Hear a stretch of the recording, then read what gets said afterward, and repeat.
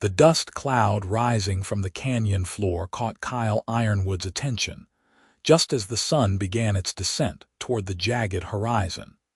And when he urged his mare closer to investigate, he discovered a woman in white silk stumbling through the rocky terrain like a ghost who had lost her way to heaven. Her dress was torn at the hem, the expensive fabric dragging through the red dirt and catching on sage brush. She didn't notice him at first, too focused on putting one blistered foot in front of the other, her dark hair falling from what had once been an elaborate arrangement. Kyle dismounted quietly, not wanting to startle her, but when his boots scraped against stone, she whirled around with such terror in her eyes that he raised both hands immediately. "Easy now," he said, keeping his voice low and steady, the way he would with a spooked horse. "I'm not going to hurt you." She took a step backward, nearly losing her balance on the uneven ground. Up close, he could see she was younger than he had first thought, probably in her early 20s, with delicate features and green eyes that held equal parts fear and determination. Her lips were cracked from the sun, and her fair skin was already beginning to burn. "Please," she whispered, her voice hoarse. "Please, if you have any decency, just let me go." Kyle studied her for a moment, taking in the fine lace of her dress, the pearl buttons down the back, the remnants of orange blossom still tangled in her hair. A bride. A runaway bride, if he had to guess, and judging by the desperation in her eyes, she had good reason for running. "How long have you been out here?" he asked instead of answering her plea. She wrapped her arms around herself despite the heat. "Since this morning. I walked from Ventura." That was nearly 15 miles back the way he had come. Kyle felt a grudging respect for her determination, even as he worried about her condition.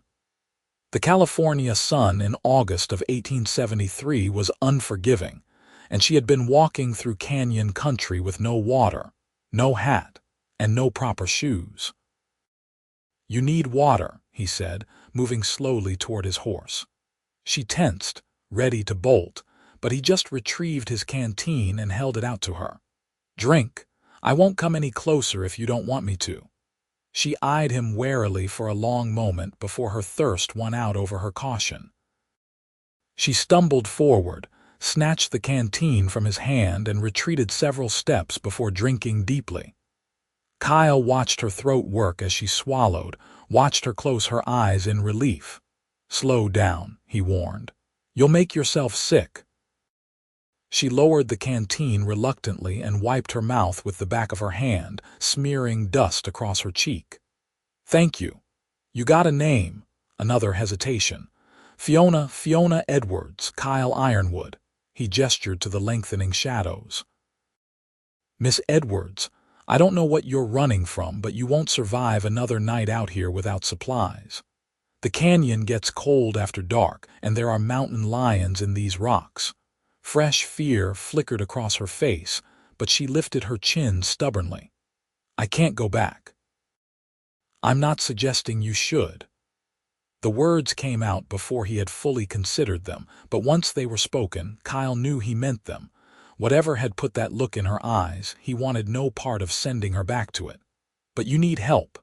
My ranch is about 2 hours north of here.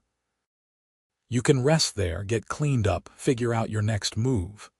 "Your ranch?" Suspicion colored her tone. "And what would you expect in return for this generosity?" Kyle felt his jaw tighten. He had a reputation in these parts for being honest and fair, but she had no way of knowing that. "Nothing you're not willing to give. I'm offering you a safe place to catch your breath, that's all. You can take it or leave it, but decide quick because the sun's going down fast." Fiona looked over her shoulder, back toward Ventura, and he saw her whole body shudder. When she turned back to him, her eyes were bright with unshed tears. "I can't go back there, I can't." "Then don't." He moved to his horse and swung himself into the saddle, then offered his hand down to her. "Come on, whatever's back there, we'll make sure it stays there." She stared at his outstretched hand for what felt like a full minute. Kyle could see the war playing out behind her eyes, weighing the known danger against the unknown. Finally, she reached up and placed her small hand in his calloused palm. Her skin was soft despite the afternoon of hard walking, and he could feel her trembling as he helped her up behind him. "Hold on," he instructed, and after a moment's hesitation, she wrapped her arms around his waist. He could feel the boning of her corset through the thin fabric of his shirt, could feel how she pressed her forehead briefly against his back, as though gathering her strength. Kyle urged his mare into a steady walk, mindful of his passenger's exhausted state. The canyon walls rose around them, painted gold and crimson by the setting sun, and he felt Fiona's grip tighten as they navigated the narrow trail. She didn't speak, and he didn't push her, content to let the silence stretch between them, broken only by the horse's hoofbeats and the distant cry of a hawk. They had been riding for perhaps 20 minutes when Fiona finally spoke, her voice muffled against his back. "Why are you helping me?" "You don't know me. I could be a thief or a murderess." "Are you?" "No." "Then I reckon that's reason enough." Kyle paused, considering his next words. "Everyone deserves a chance to choose their own path, Miss Edwards. Seems to me like someone was trying to take that choice away from you." Her arms tightened around him again, and he felt her breath catch. "You don't know what you're interfering with. The man I was supposed to marry, Marcus Wellington, he's powerful in Ventura. Rich, connected. When he realizes I'm gone, he'll come looking." Kyle felt a cold anger settle in his gut. "Let him come. My ranch might not be fancy, but it's mine, and no one tells me who I can or can't give shelter to. You don't understand. Marcus isn't the kind of man who accepts being refused. He'll see this as a personal insult. He'll see you as someone who stole his property." "Property?" Kyle couldn't keep the disgust from his voice. "You're a person, not a piece of land to be bought and sold. Tell that to him. Tell that to my father, who arranged the whole thing because Marcus paid off our family's debts." Her voice cracked. "I tried to go through with it. I stood in that church in my dress, and I listened to the preacher start talking about duty and obedience, and I just couldn't. I couldn't promise to honor a man who looked at me like I was a horse he had purchased. So I ran." Kyle processed this information as they emerged from the canyon onto the broader plain that led to his property. In the distance, he could see the outline of his ranch house and barn, modest structures, but well-maintained. The land around them was rugged but beautiful, dotted with oak trees and wild grass that turned golden in summer. "How old are you, Miss Edwards?" 22. "Why? Old enough to make your own choices." He pointed ahead. "That's home. You'll be safe there, I promise you that." As they approached the ranch, Kyle's dog, a black and tan shepherd named Bear, came bounding out to greet them, barking a welcome. Fiona tensed until she saw the dog's wagging tail and lolling tongue. Kyle dismounted first, then helped her down, steadying her when her legs nearly gave out beneath her. "Easy," he murmured. "You've been through a lot today. Let's get you inside." The ranch house was simple but comfortable, with solid wooden furniture that Kyle had built himself and curtains his mother had made before she died. He led Fiona to a chair by the cold fireplace and made her sit, while he went to pump fresh water and find something for her to eat. When he returned with a plate of bread and cheese and a full glass of water, he found her staring at her hands, at the ring that still sat on her left finger. As he watched, she twisted it off with trembling fingers and set it on the table beside her with a decisive click. "I should have done that hours ago," she said softly. Kyle set the food in front of her. "Eat. Then you can tell me the whole story if you want, or you can sleep. Either way, you're safe here." She looked up at him with those green eyes, and for the first time since he had found her, something other than fear showed in them. Gratitude, maybe, or hope. Why are you being so kind to me? Because someone needs to be. He pulled up another chair and sat across from her. And because I know what it's like to feel trapped, to feel like the life everyone else planned for you isn't the one you want. Fiona picked up a piece of bread and nibbled it slowly. Did you run away too, in a manner of speaking? My father wanted me to take over his shipping business in San Francisco, wear suits and sit in an office counting money. I wanted land and sky and the freedom to build something with my own hands. We fought about it for years before I finally just left. Came down here, bought this land, and never looked back. Does he still speak to you? Kyle shook his head. He died 3 years ago, never forgave me for choosing my own way, but I can't say I regret it even now. This life suits me. She was quiet for a moment, eating slowly. He could see her processing everything, trying to decide how much she could trust him. Finally, she said, Marcus Wellington has been courting me for 6 months. Courting is too kind a word. He decided he wanted me, made an arrangement with my father, and expected me to be grateful for his attention. He's 45 years old and has been married twice before. Both wives died young. They say it was fever both times, but there are rumors. Kyle felt his hands curl into fists. What kind of rumors?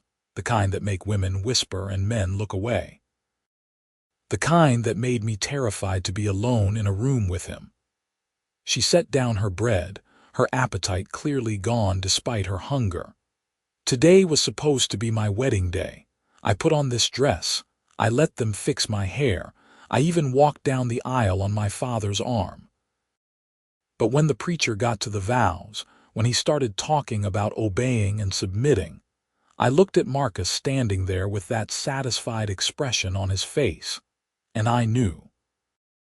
I knew if I said yes, I would be dead within a year, and everyone would nod sadly and say what a shame it was that I caught a fever. So you ran. So I ran. Right out of the church in front of everyone. My father was shouting, Marcus was shouting, but I just kept running. I had no plan, no destination. I just knew I had to get away. She looked down at her ruined dress. I've never defied anyone in my life before today. I was always the good daughter, the proper lady. And look at me now. Kyle leaned forward, waiting until she met his eyes. I see a woman who was brave enough to save her own life. Nothing improper about that. Tears spilled down her cheeks then, and she covered her face with her hands. Kyle sat quietly, giving her space to cry, letting her release the terror and relief and exhaustion that must have been building all day. When she finally lowered her hands, he offered her his handkerchief, and she took it with a watery smile. "Thank you," she whispered, "for finding me. For not taking me back. For this." She gestured around the simple room. "I know it must seem strange, me trusting you when I won't trust Marcus, but there's something in your eyes, something honest. I'll do whatever I can to help you, Miss Edwards. But you should know that if Marcus comes looking, it could get complicated. Ventura's not that far, and if he's as connected as you say, he'll have resources." "I know." She straightened her spine, and he saw steel beneath the exhaustion. "But I'm not going back. I'll take you anywhere but back there," I told myself when I started walking. Anywhere in the world would be better than that altar. Kyle found himself admiring her courage even as he worried about the danger she was in. Marcus Wellington wasn't a name he recognized, but that didn't mean much. Kyle kept to himself mostly, focused on his ranch and his horses. Still, a rich man scorned could cause all manner of trouble, especially for someone like Fiona who had no money or protection of her own. "You should rest," he said finally. "My room is through that door. You take it tonight." "I'll sleep out here." "I can't take your bed. You've already done so much." "You can and you will. You've walked 15 miles in that dress and those shoes. Your feet must be in bad shape and you need proper rest." He stood before she could argue further. "I'll see to my horse and give you some privacy." There's a basin and pitcher in the room if you want to wash up. The clothes will be too big, but I'll leave some clean things outside the door in case you want to get out of that dress." Fiona stood as well, swaying slightly. "Kyle, I don't know how I'll ever repay you for this kindness." "Don't worry about repaying anything. Just focus on healing and figuring out your next step." He moved toward the door, then paused.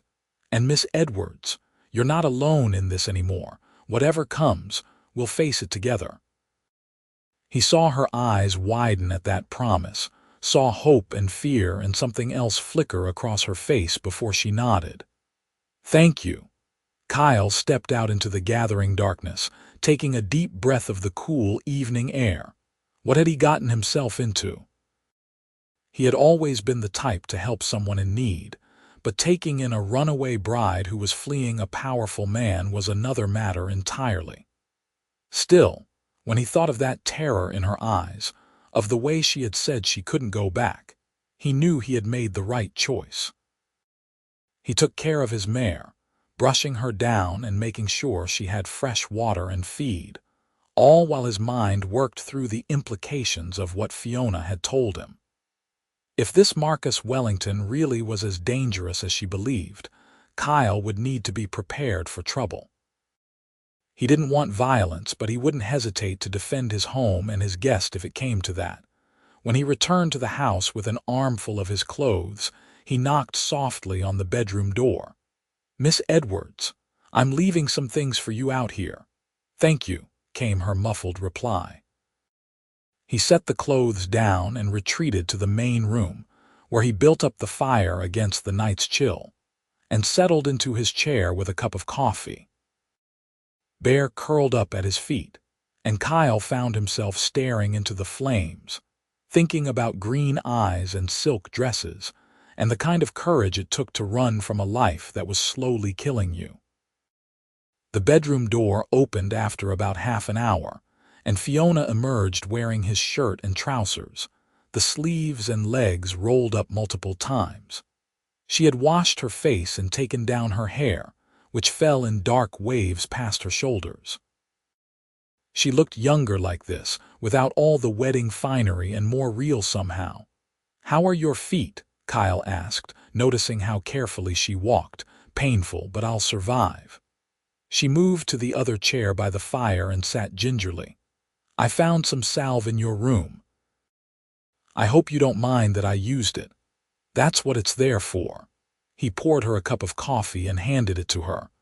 "Do you have family besides your father? Anyone who might help you?" She wrapped her hands around the warm cup, staring into it. "My mother died when I was 15. I have an older brother, Thomas, but he works on a ship that trades with China. I haven't seen him in 2 years. Even if I could reach him, I don't know if he would help. He and my father are very much alike in their thinking about a woman's proper place." "What about friends?" "The women I know in Ventura are all part of the same social circle. Their families are connected to Marcus through business or marriage. They would never risk their positions by helping me." She sipped the coffee, making a face at its strength but drinking anyway. "I've been thinking about what to do next. I have no money, no prospects, no skills that anyone would pay for. I can play piano and embroider and arrange flowers, but none of that will help me survive on my own." Kyle had been thinking about this too. "Can you read and write?" "Of course." "My mother insisted on a good education." "Then you have skills. You could be a teacher or a clerk or any number of things. The question is where." He paused, considering. "You can stay here as long as you need to, but eventually Marcus will track you this far. When he does, you'll need to decide if you want to keep running or make a stand." Fiona met his eyes across the firelight. "What do you mean, make a stand?" "I mean that running might keep you alive, but it won't give you a life. You'll always be looking over your shoulder, always afraid. But if you're willing to fight for your freedom, really fight for it, there might be another way." "What way?" "I have no legal rights. My father arranged the marriage. Marcus paid for it. In the eyes of the law, I'm breaking a contract. The law is one thing. What's right is another. Kyle leaned forward. You're of age to make your own choices. You haven't taken any vows. You owe Marcus Wellington nothing, and if he comes here making threats, he'll find I don't scare easy. You can't fight him, Kyle. He has money, lawyers, probably even men who would hurt you on his orders. Maybe. But I've got something too. I've got the truth, and I've got friends in this territory who believe in a person's right to self-determination. We're not as civilized as San Francisco out here, but that means we handle things our own way sometimes. Fiona looked at him for a long moment, and he saw something shift in her expression. You really would stand against him for me, a woman you just met? Yes. Why? Kyle considered how to explain it, this bone-deep certainty that helping her was the right thing to do. Because when I found you in that canyon, you reminded me of a wild Mustang I once saw being broken. The horse was beautiful, spirited, full of life. The men breaking it were using methods that would have crushed that spirit, turned it into just another dull mare. I bought that horse instead, took my time earning her trust, and now she's the finest mount I've ever had. Still spirited, still herself, but choosing to trust me. He paused. Marcus wanted to break you, Miss Edwards. But you deserve the chance to choose your own path, to keep that fire I see in you alive. She blinked rapidly, fighting back tears again. No one's ever talked about me like that before, like I'm more than just a pretty decoration or a piece in a business arrangement. Then you've been surrounded by fools. Kyle stood and added another log to the fire. Get some rest. Tomorrow we'll figure out practical matters, but tonight, just sleep knowing you're safe. Fiona rose slowly, wincing as her damaged feet took her weight. Kyle, I know I keep thanking you, but I truly don't have the words for what this means. Then don't try, just sleep. She nodded and moved toward the bedroom, pausing at the door. Good night, Kyle Ironwood. I think you might be the first truly good man I've ever met. After she had closed the door, Kyle settled into his chair with a blanket, but sleep was a long time coming. His mind kept circling back to Fiona's story, to the fear in her voice when she talked about Marcus, to the way she had run from her own wedding rather than marry a man she believed would kill her. He thought about her determination, walking 15 miles in a wedding dress through canyon country. He thought about her courage in trusting him, a stranger, rather than returning to the devil she knew. And somewhere in all that thinking, Kyle realized he was already invested in more than just her safety. There was something about Fiona Edwards that called to him, something beyond her obvious beauty or her predicament. A strength beneath the fear, a sharp intelligence in those green eyes, a wry humor that peeked through even in her darkest moments. He had told her she reminded him of a wild Mustang, but the truth was more complicated than that. She reminded him of everything he valued: freedom, courage, honesty, the will to fight for what mattered. He would protect her from Marcus Wellington, that much was certain. But he was beginning to suspect that keeping his heart protected might prove more difficult. Dawn came with the sound of roosters crowing and Bear scratching at the door to be let out. Kyle rose stiffly from his chair, his back protesting the night spent sitting up, and went to start the coffee and prepare breakfast.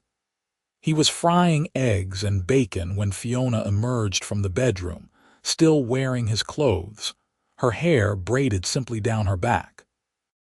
"Good morning," she said, her voice still rough with sleep. "Something smells wonderful. How are your feet?" She glanced down at them. "Better than yesterday, still sore but manageable." "Good, sit down. We need to talk about what comes next." Over breakfast, Kyle laid out his thoughts. "First thing is to get you some proper clothes. I'll ride into Ojai today. It's the nearest town besides Ventura, and get you some things. Dresses, shoes, whatever you need. While I'm there, I'll ask around, see if anyone's heard about Marcus looking for you. Won't people talk if you're buying women's clothing? Let them talk. I'll say they're for my cousin who's come to visit if anyone asks."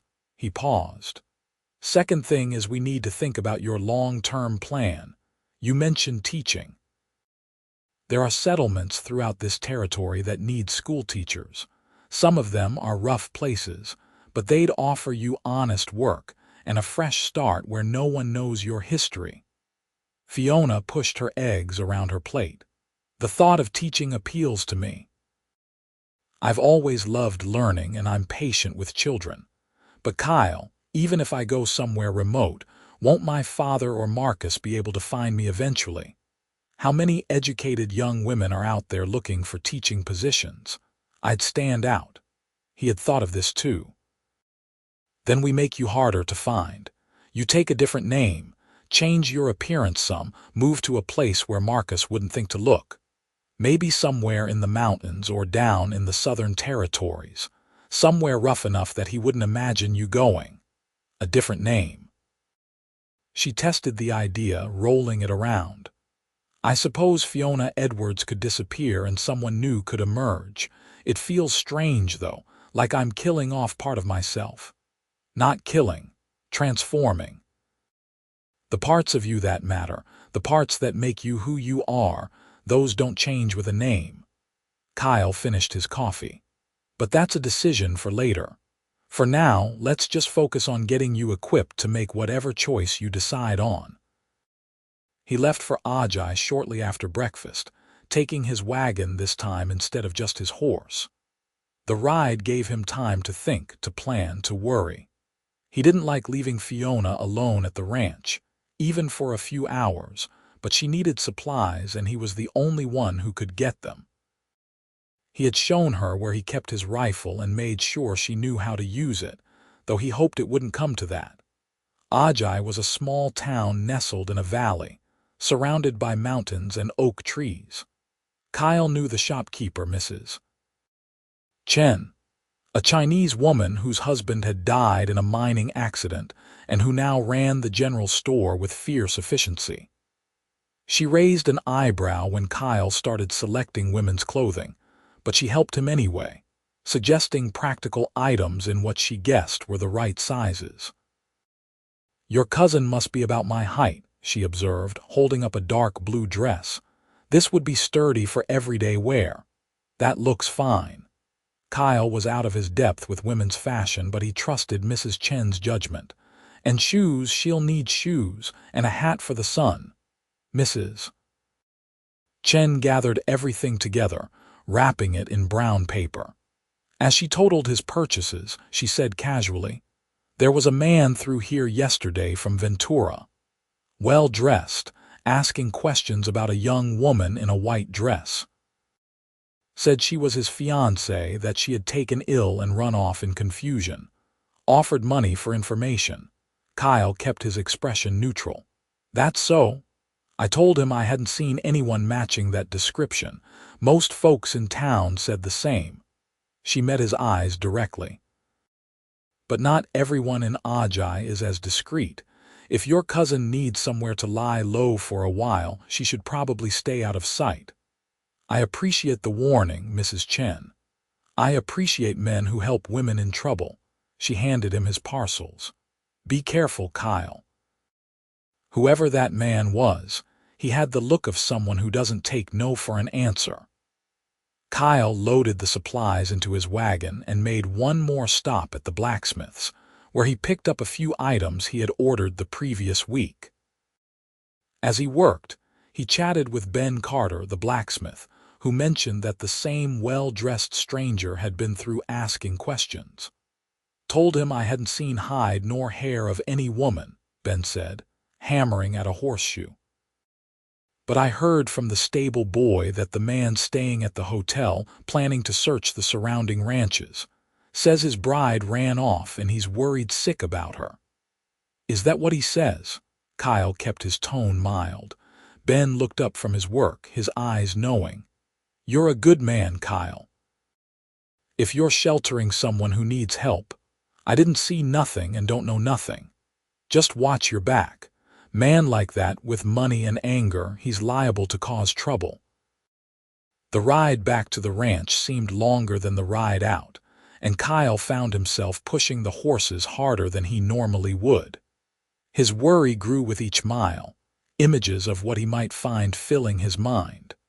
But when he finally turned onto his property, everything looked peaceful. Smoke rose from the chimney, and as he pulled up to the house, Fiona appeared in the doorway, relief evident on her face.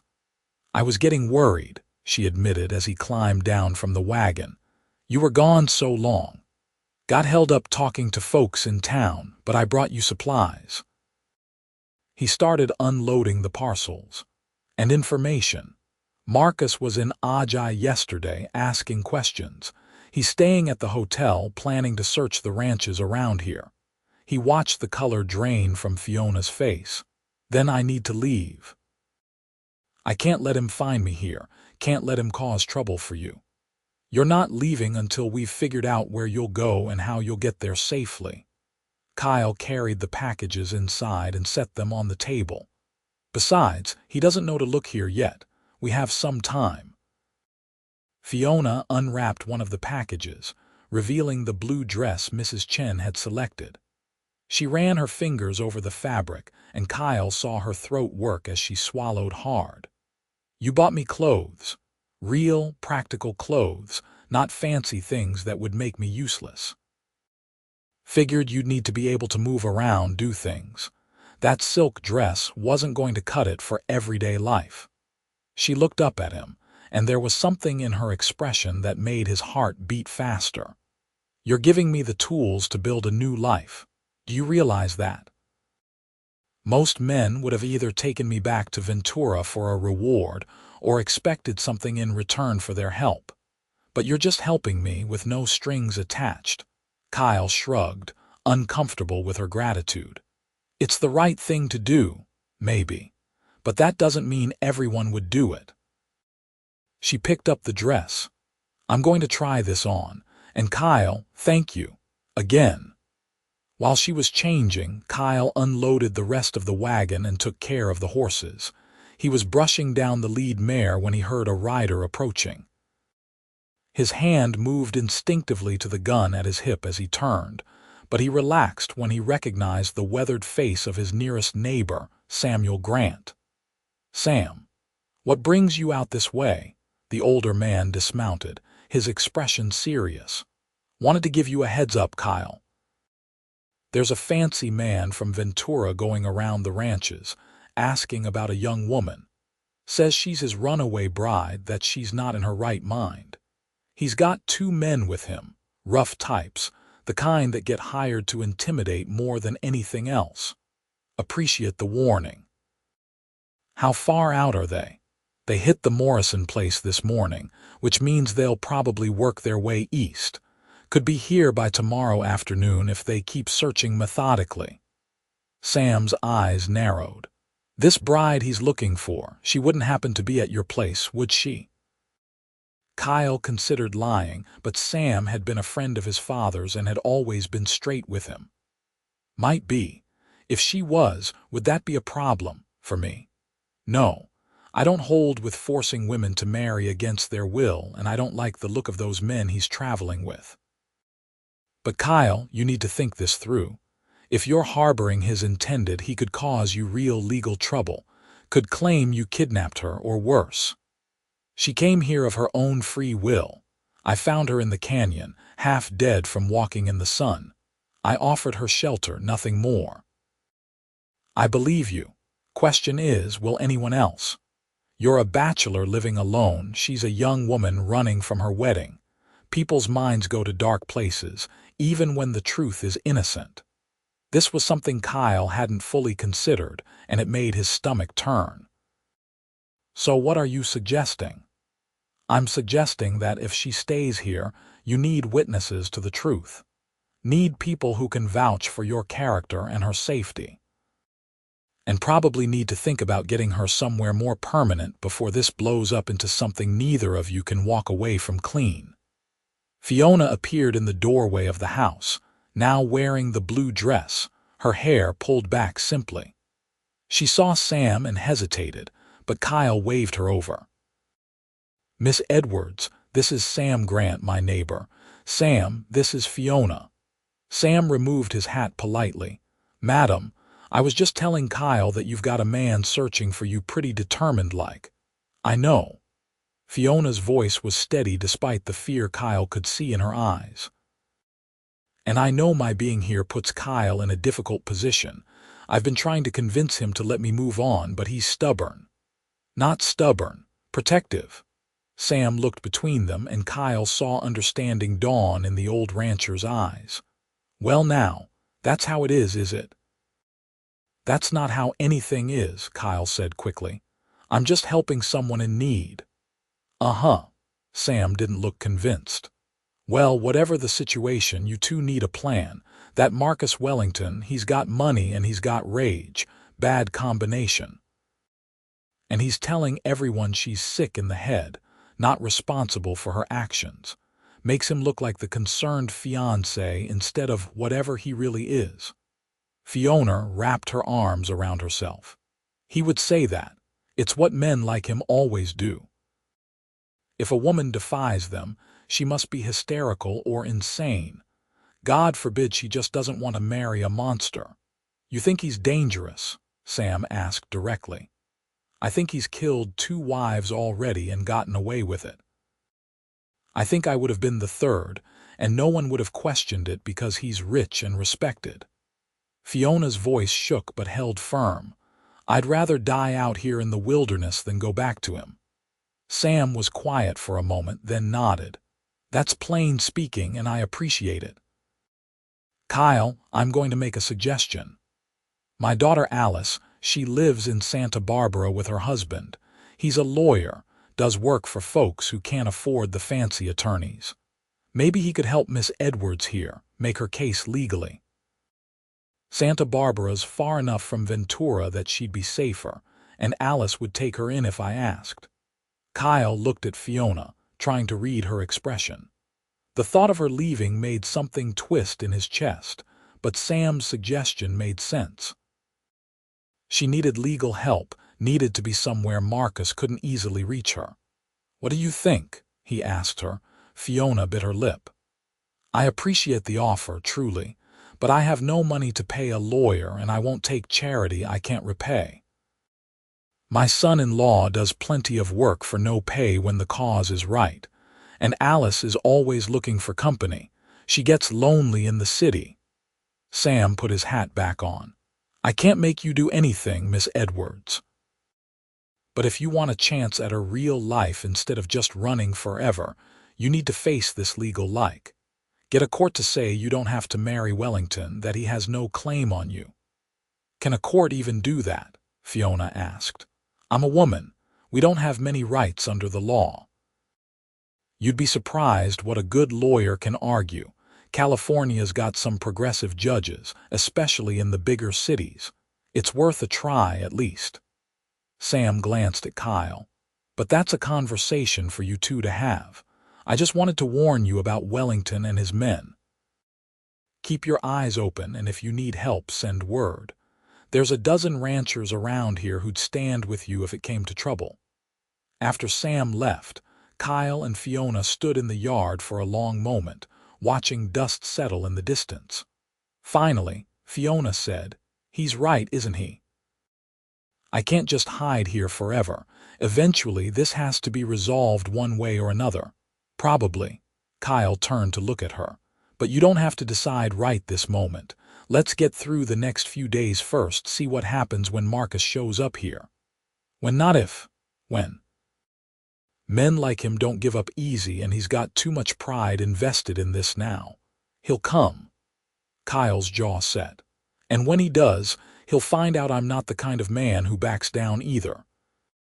They went inside, and Kyle started preparing dinner while Fiona sat at the table, her hands folded in front of her. He could feel her watching him as he worked, and the silence between them had a weight to it that hadn't been there before. Kyle, she said finally. Sam thought there was something between us, something more than you just helping me. His hand stilled on the knife he was using to cut vegetables. Sam's an old man who sees romance everywhere. Don't pay him any mind. So there isn't anything. He turned to face her, searching for the right words.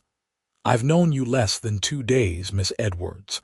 I'm helping you because it's right, not because I expect anything in return. That's not what I asked. Kyle met her eyes, saw the question in them, the uncertainty. And he found he couldn't lie to her, couldn't pretend he felt nothing when she looked at him like that. I think you're brave and smart and stronger than you probably know. I think any man would be lucky to earn your trust and affection honestly, instead of trying to buy or force it. But what I think doesn't matter much right now. Right now, you need to focus on getting free and building the life you want. Fiona stood and crossed to where he stood by the counter. She was small compared to him, the top of her head barely reaching his shoulder, but she looked up at him with those green eyes and he felt like she could see right through him. "What if the life I want includes you?" she asked softly. His heart hammered in his chest. "Fiona, you're vulnerable right now. You're scared and grateful, and it would be easy to confuse those feelings for something else. I won't take advantage of that. I'm not confused." She placed her hand on his chest, right over his heart, and he knew she could feel how fast it was beating. "I know we barely know each other. I know this is happening fast. But Kyle, when I look at you, I feel something I've never felt before. Safe, yes, but more than that. Seen. Like you look at me and you see who I really am, not who people want me to be. Fiona." Her name came out rough, almost a plea. "If I kiss you right now, I won't want to stop at just a kiss." "Then don't stop." But Kyle stepped back, gently removing her hand from his chest even though it cost him. "No. When something happens between us, if something happens between us, it's going to be because you chose it freely. Not because you're running from something else, or because you feel like you owe me, or because I'm the only safe harbor in a storm. You deserve better than that. You deserve to know your own mind and heart without fear clouding everything." He saw hurt flash across her face before she masked it. "You're right. Of course you're right. I'm sorry, I shouldn't have said anything. Don't apologize for being honest about what you feel. Just give it time. Give yourself time to figure out what you really want, separate from everything you're running from." He touched her cheek briefly, a gentle reassurance. "And Fiona, if you still feel this way after everything settles, after you're safe and free and you've had time to build your own life, I'll be here." She nodded, blinking back tears. "You're a better man than I knew existed, Kyle Ironwood. Or I'm a damn fool for turning down a beautiful woman who's standing in my kitchen looking at me like that." He tried for a lighter tone. "But I've been called worse things." That surprised a laugh out of her, watery but genuine. "Fair enough. So what do we do now? Now we eat dinner. Then we prepare for Marcus Wellington's arrival, because he's coming, and when he does, we need to be ready." The next day passed with tense anticipation. Kyle worked around the ranch, keeping busy but always within sight of the house, always aware of Fiona's location. She tried to help with chores, insisting she needed to do something useful, so he set her to mending some of his clothes and repairing a bridle that had split. She worked with neat, efficient stitches, and they talked while they worked, trading stories about their lives before this moment. Kyle learned that Fiona loved to read, that she had secretly borrowed books from the minister's library about philosophy and science, subjects that weren't considered appropriate for young ladies. She told him about her mother, who had been kind but conventional, and about the loneliness of growing up in a world where she was expected to be ornamental rather than useful. In turn, he told her about his childhood in San Francisco, about feeling suffocated by city life and his father's expectations. He talked about the first time he had come to California's interior, how the open spaces had called to something deep in his soul. He told her about building the ranch from nothing, the satisfaction of working with his hands and seeing tangible results. "You've built something real here," Fiona said, looking around at the neat barn, the well-maintained fences, the healthy horses in the corral. Something that's yours. I've never had that. Everything in my life belonged to someone else. Even my clothes, my jewelry, they were all gifts from my father or Marcus. I've never owned anything that was truly mine. Then we'll make sure you do. When you start your new life, wherever that is, you'll have things that are yours. Earned by you, chosen by you, owned by you. She smiled at him, and Kyle felt that pull again, that growing connection that scared him with its intensity. He meant what he had said about waiting, about letting her find her own footing first. But it was getting harder to remember why that mattered when she looked at him like he had hung the stars just for her. They saw the riders approaching just after noon the next day. 3 men on horseback, moving at a steady pace toward the ranch. Kyle saw them from the corral where he was working with a young colt and immediately called to Fiona, who was hanging laundry. "Get in the house. Stay calm, stay quiet, and trust me." She nodded and hurried inside while Kyle moved to intercept the riders before they reached the house. Bear growled low in his throat but stayed at Kyle's side when commanded. As the riders drew closer, Kyle could make out more details. The man in the center was older, probably in his mid-40s, as Fiona had said, well-dressed in a suit that must have been sweltering in the afternoon heat. He had sharp features and cold eyes that assessed Kyle's property with clear disdain. The 2 men flanking him were younger, harder-looking, with the kind of casual violence in their postures that spoke of experience with intimidation. They wore guns low on their hips, and their eyes never stopped moving, cataloging threats and weaknesses. "You the owner of this spread?" The man in the center asked without preamble. "Kyle Ironwood, this is my land. What can I do for you?" The man dismounted, and Kyle noticed his companions kept their hands near their weapons. "Marcus Wellington from Ventura. I'm searching for my fiancé. She took ill during our wedding ceremony 2 days ago and ran off in confusion. I'm very worried about her.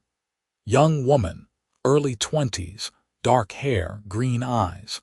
She would have been wearing a white dress. Have you seen anyone matching that description?"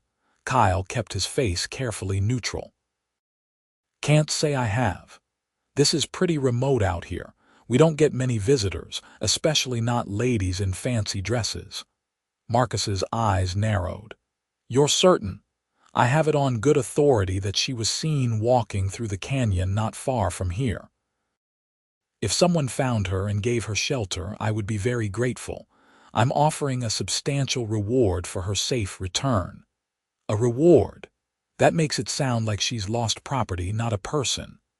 "I assure you, Mr. Ironwood, my concern is purely for her welfare. Fiona is not well. She suffered from nervous complaints for months. The doctor warned me this might happen, that the stress of the wedding could cause a break with reality. She needs medical care and the security of home." Kyle had to fight to keep the disgust off his face. So this was how Marcus was playing it, painting Fiona as unstable, unreliable, someone whose word couldn't be trusted. It was clever and cruel in equal measure. "If I see anyone matching that description, I'll be sure to let the authorities know," Kyle said carefully. "But like I said, we don't get many visitors out here." Marcus stepped closer, and Kyle could smell expensive cologne mixed with sweat. "Mr. Ironwood, I wonder if you understand the gravity of the situation. Fiona is not just my fiancé. Her father owes me a considerable sum of money. Our marriage was to settle that debt. If she doesn't return, her father faces financial ruin. Would you want that on your conscience, knowing you could have prevented a family's destruction?" I'd say if that's the situation, the girl had good reason to run. The words were out before Kyle could stop them, and he saw Marcus's face harden. "So you have seen her?" "I didn't say that. You didn't have to." Marcus gestured to his men. "Search the property." Kyle's hand moved to his gun. "Not without a warrant, you won't. This is my land, and you've got no legal right to search it without cause." One of Marcus's men spoke for the first time. "Mr. Wellington doesn't need legal rights when he's got us. That's a threat, and I don't take kindly to threats on my own property." Kyle's voice went cold. "You want to search my land, you go get a sheriff and a warrant. Until then, you can get back on your horses and ride out of here." Marcus studied him for a long moment, and Kyle could see the calculations happening behind those cold eyes. Finally, Marcus smiled, but it didn't reach his eyes. "Very well. We'll do this the legal way. But Mr. Ironwood, I should warn you. If I find out you're harboring Fiona, I'll have you arrested for kidnapping. I'll make sure you lose this ranch, your reputation, everything. Is protecting a stranger really worth that? I'll take my chances." Kyle held his ground. "Now get off my land." The three men mounted up, but before they rode off, Marcus turned back one more time. "She's mine, Ironwood. One way or another, I always get what's mine, and when I do, I'll remember everyone who got in my way." Kyle watched them ride off until they disappeared from sight, then stood there a few minutes longer, making sure they were really gone. His heart was pounding and his hands were shaking slightly with adrenaline, but he forced himself to stay calm as he walked back to the house. Fiona met him at the door, her face pale. "I heard everything. Kyle, I'm so sorry. I never should have come here. I never should have put you in this position." "He's lying about your father's debt, isn't he?" She nodded. "There was a debt, but my father paid it off 3 months ago. Marcus just made up this story about the marriage settling it to make me look like a selfish girl who was destroying her family. It's not true. The truth is Marcus decided he wanted me, and my father was flattered by the attention of such a wealthy man. He practically sold me for the social prestige." Kyle pulled her inside and closed the door. "Marcus threatened to get a warrant. He'll probably go to the sheriff in Ventura, tell his story about you being ill and me kidnapping you. We need to move faster than him." "What do you mean?" "I mean we're taking Sam's advice. We're going to Santa Barbara to see his daughter's husband, the lawyer. We're going to build you a legal defense before Marcus can spin this his way." Kyle started gathering supplies, his mind racing. "We'll leave tonight, travel in the dark when he won't be watching for us. With luck, we can be in Santa Barbara by tomorrow night. Kyle, if we travel together alone for that long, it will ruin both our reputations.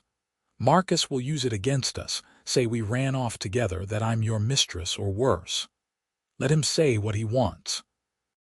Right now, the priority is getting you somewhere safe where you can fight this properly." He paused, looking at her. "Unless you don't trust me to keep my word, unless you think I'm using this as an opportunity to take advantage." "No," she said immediately. "I trust you completely. It's everyone else I'm worried about." "Then we don't worry about everyone else. We do what we have to do and we face the consequences together." They spent the rest of the afternoon preparing for the journey. Kyle packed food, water, blankets, and his rifle. Fiona changed into the most practical of her new clothes and braided her hair tightly. As the sun began to set, Kyle saddled his 2 best horses and loaded their supplies.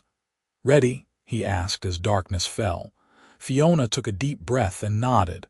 "Ready, let's go."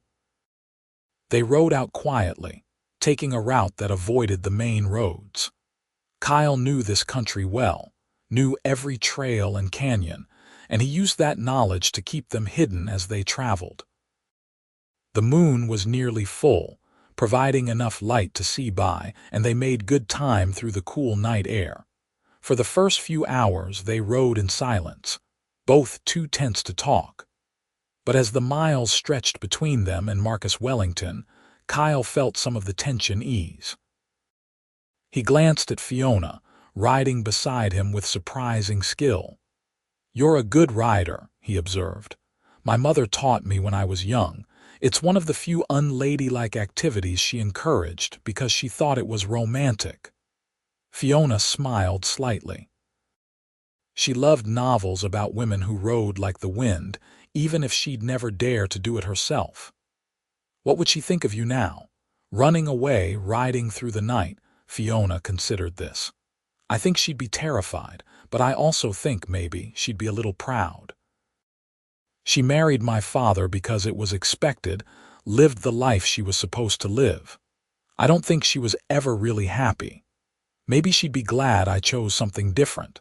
They rode on, and as the night deepened, Kyle found himself telling her things he had never told anyone. About his loneliness on the ranch, about the dreams he had of someday having a family to fill the empty rooms of his house, about his fear that he was too set in his ways, too rough around the edges, for any decent woman to want a life with him. That's ridiculous, Fiona said firmly.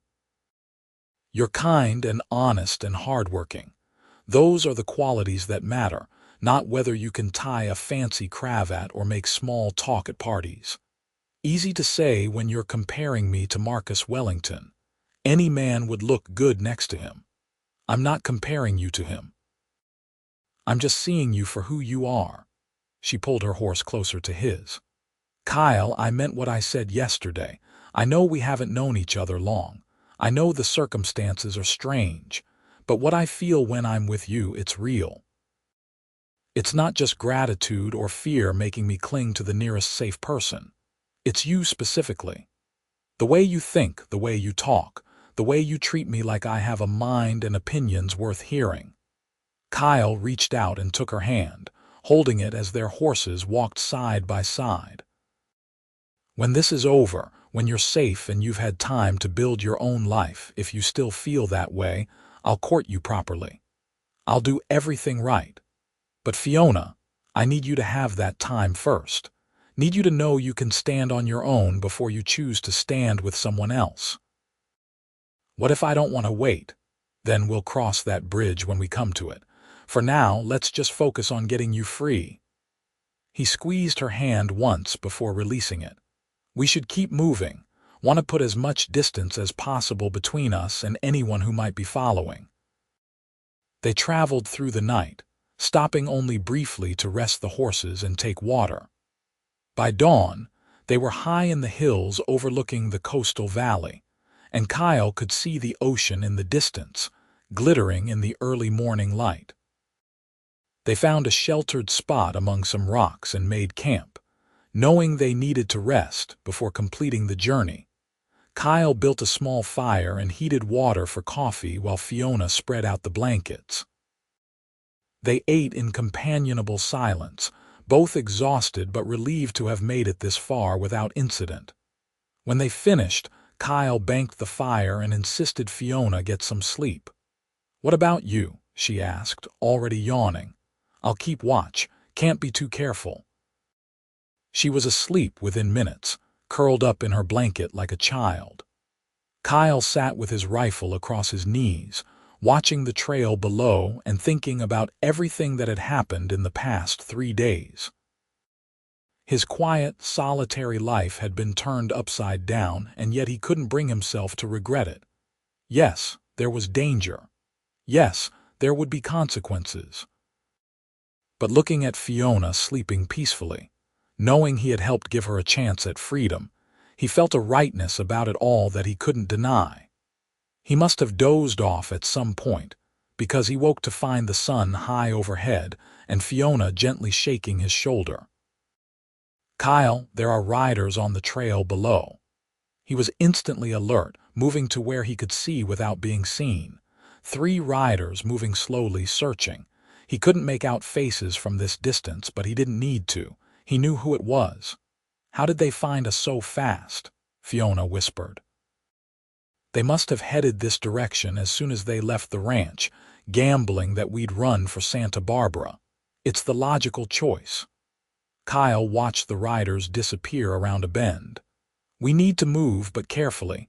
They're between us and the city now." They broke camp quickly, covering their tracks as best they could, and took a higher trail that wound through the mountains.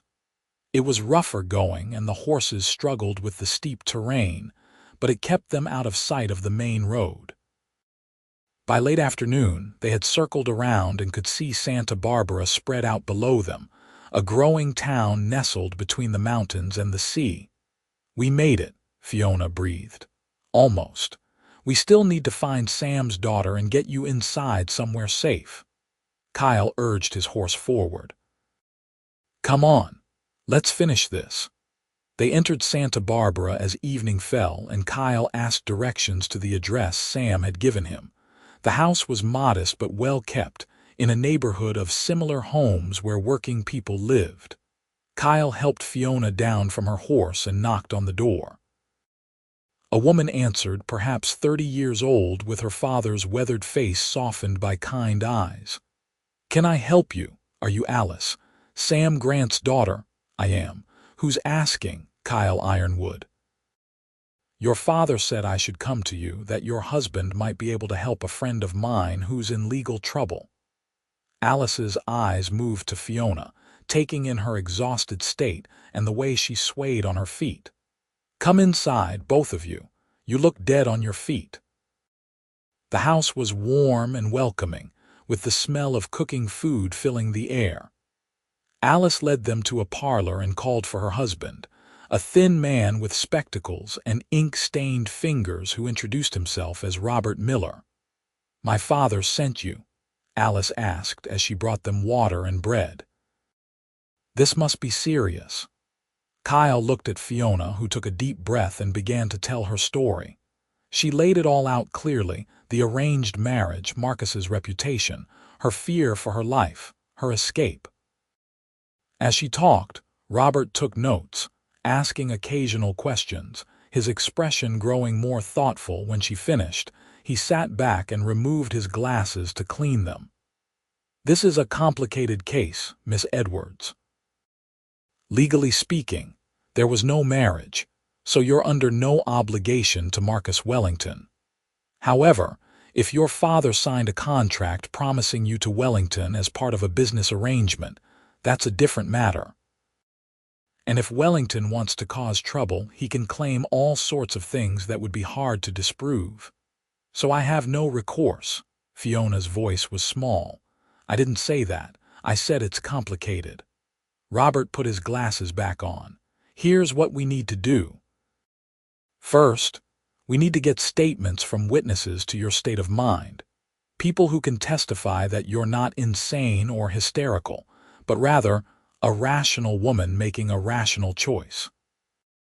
Second, we need to find out if there really is a contract between your father and Wellington, and if so, we need to challenge its validity. No court is going to enforce slavery, and that's essentially what this would be. Third, we need to establish your independence. You need employment, housing, proof that you can support yourself." "How long would all this take?" Kyle asked. "Weeks at minimum. Maybe months if Wellington fights it, which I suspect he will." Robert looked at Fiona sympathetically. "I won't lie to you, Miss Edwards. This will be expensive, difficult, and possibly unsuccessful, but I believe it's worth trying, and if you're willing to trust me, I'll take your case." "I have no money to pay you," Fiona said quietly. "We'll worry about payment later. For now, let's focus on keeping you safe and building your defense." He turned to Kyle. "And Mr. Ironwood, I need to ask you some hard questions. What exactly is your relationship with Miss Edwards?" Kyle had been expecting this. "I found her in the canyon near my ranch 3 days ago. She was walking away from Ventura with no supplies and no protection. I offered her shelter, that's all." "That's all?" Robert's tone made it clear he was skeptical. "That's all," Kyle confirmed, though he could feel Fiona's eyes on him. "And yet you risked your own safety to bring her here. You must understand how that looks." "I understand how it looks. I also understand that Miss Edwards deserves a chance at freedom, and I was in a position to help. If that makes me look like a fool or worse, so be it." Robert studied him for a long moment, then nodded. "All right." But be prepared for Wellington to paint this in the worst possible light. He'll say you and Miss Edwards are lovers, that you convinced her to run away, maybe even that you kidnapped her. Your reputation will be dragged through the mud. My reputation will survive. Will hers? If we're careful and strategic, yes. Alice can serve as a chaperone of sorts, vouching for Miss Edwards's character.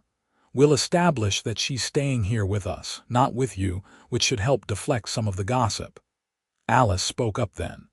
You're welcome to stay as long as you need, dear. We have a spare room, and honestly, I could use the company. Robert works such long hours, I'm often alone. Fiona's eyes filled with tears. I don't know how to thank you all. You're helping me when you have no reason to, taking risks for a stranger. You're not a stranger, Alice said firmly. You're someone my father sent to us, which makes you family. And family helps family. Kyle felt a weight lift from his shoulders. Fiona would be safe here, protected, with people who could help her navigate the legal system. She didn't need him anymore, not really. He had done what he set out to do, gotten her to safety. He should leave, head back to his ranch, let her build her new life without him complicating things. But when he stood to go, when he said he should find a place to stay for the night before heading home, Fiona grabbed his hand. Don't go yet, please. Just stay a little longer. So he stayed for dinner, and then Robert convinced him to stay the night, arguing it was too late and he was too tired to find decent lodging. Kyle ended up in a small room off the kitchen, lying awake listening to the unfamiliar sounds of the city, thinking about Fiona sleeping somewhere above him. The next morning, Robert laid out his strategy over breakfast. He would file a petition with the court asking for a declaration that Fiona was not bound by any contract to Marcus Wellington. He would gather character witnesses, establish her competence and sanity, build a case that she was a free woman making a free choice. It would take time, but he was confident they could win. What do you need from me? Kyle asked. A statement about how you found her, what condition she was in, what she told you about her reasons for running. And then, Mr. Ironwood, I need you to go back to your ranch and stay there. If Wellington's men see you here with Miss Edwards, it will only fuel the rumors and make our case harder. Kyle had known this was coming, but it still felt like a punch to the gut. You want me to leave her here. I want you to let us protect her in the way that will be most effective legally. Your presence, however well-intentioned, complicates things. Kyle looked at Fiona, who was staring at her plate. Is that what you want? She raised her eyes to his, and he could see the conflict there. I don't want you to go, but if Robert says it's better for the case, then maybe you should. It was the practical answer, the logical answer, and it made Kyle want to punch something. Instead, he nodded. All right, I'll give my statement and head home, but I want regular updates on how this is going. And if Wellington causes any trouble, if you need anything at all, you send word immediately. We will, Robert promised. Thank you for understanding. Kyle spent the morning writing out his statement, detailing everything from finding Fiona in the canyon to Marcus's visit to the ranch. When he finished, he found Fiona in the garden behind the house, sitting on a bench among the roses. I'm heading out, he said quietly. She looked up at him and he saw tears on her cheeks. I know. Robert told me. Hey, this is good. You've got protection here, legal help, everything you need to fight Wellington properly. He sat beside her, maintaining a careful distance. This is what you need. What I need and what I want aren't the same thing right now. She wiped at her tears impatiently. I want you to stay. I want to keep talking to you, learning about you, building on whatever this is between us. But I know Robert's right. I know having you here would make things harder, so I'm trying to be practical about it, trying to think with my head instead of my heart. Kyle took her hand, lacing his fingers through hers. Your heart's not wrong, Fiona. The timing's just wrong, but timing can change. What if it takes months? What if by the time this is resolved you've moved on, found someone else, decided I'm more trouble than I'm worth? Not going to happen. He turned to face her fully. I'll wait as long as it takes. I'll wait until you're free and clear, until you've built your own life and know your own mind. And then, if you'll have me, I'll come back and court you properly. Take you to dances, bring you flowers, do everything the right way. I don't need flowers and dances, Kyle. I just need you. You need to be free first.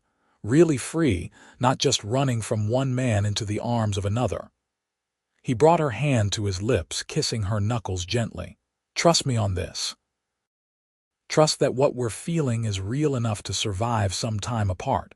She nodded, fresh tears spilling over. I trust you, I just hate this. I hate it too. He stood, knowing if he stayed any longer he would lose his resolve. Take care of yourself, Fiona Edwards. Be brave like I know you can be, and remember you're not alone in this fight. Kyle, she stood too, closing the distance between them. Before you go, I need something to hold on to, something real. Before he could ask what she meant, she stretched up on her toes and kissed him. It was brief, just a press of her lips against his, but it sent lightning through his veins.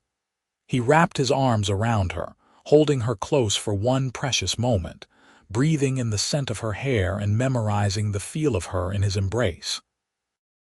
When they finally pulled apart, both of them were breathing hard, and Kyle had to fight every instinct that told him to stay, to hell with propriety and legal strategies. That's what I'll hold on to, Fiona whispered. The knowledge that this is real, that you're real. I'm real, and I'll be waiting, however long it takes. He forced himself to step back, to turn away, to walk toward the house where his horse waited. At the door, he looked back one last time and saw her standing in the garden, the morning sun turning her hair to fire, her hand pressed to her lips where they had kissed. The ride back to the ranch was the longest of Kyle's life. Every mile felt like a betrayal, like he was abandoning her when she needed him most. But he knew Robert was right. Fiona's best chance at winning this fight was through the legal system, and his presence would only complicate that. So he rode home alone, returned to his empty house, and tried to settle back into the routine of ranch life. But everything felt different now. The silence that had once been peaceful now felt oppressive. The work that had once satisfied him felt hollow. He caught himself constantly looking toward the door, expecting to see her there, only to remember she was in Santa Barbara fighting for her freedom while he mucked out stalls and mended fences. The first letter came a week after he returned. Alice had written it, but Fiona had added a note at the bottom in careful script. Robert had filed the petition. Marcus had responded by filing his own counterclaim, accusing Kyle of kidnapping and alienation of affection. It was going to be a fight. More letters followed over the weeks. Robert had found witnesses from Ventura willing to testify about Marcus's character, about whispers surrounding his previous wives' deaths. Fiona had secured a position as a clerk in a bookstore, proving her ability to support herself. Marcus was hiring private investigators to dig up dirt on both of them. The legal battle was heating up. Kyle wrote back regularly, encouraging letters he hoped would help Fiona stay strong. He told her about the ranch, about the horses he was training, about the quiet satisfaction of honest work. He told her he thought about her every day, that he was proud of her courage, that he was still waiting. 2 months after he had left her in Santa Barbara, Sam Grant rode up to Kyle's ranch with news. Marcus Wellington had arrived in Santa Barbara personally, was staying at the best hotel, and was making waves. He had filed additional charges, claiming Fiona was mentally incompetent and needed to be committed to an asylum for her own protection. "That's insane," Kyle said, fury rising in him. "She's the sanest person I know." "I know that, and you know that, But Wellington's got fancy doctors from San Francisco willing to sign papers saying she's hysterical and delusional. Robert's fighting it, but it's getting ugly." Sam looked worried. "I thought you should know, case you want to head down there. Alice says Miss Edwards could use some friendly faces for support." Kyle didn't need to be told twice. He left the ranch in Sam's capable hands and rode for Santa Barbara, making the journey in record time.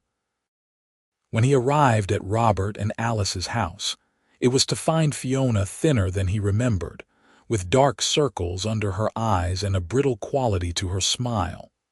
But when she saw him, something in her face lit up, and she ran to him without hesitation. Kyle caught her in his arms, holding her tight, feeling her shake against him. "You came," she whispered. "Of course I came. You think I'd stay away when you need support?" He pulled back to look at her. "How are you holding up? Some days better than others." "This asylum business has been terrifying.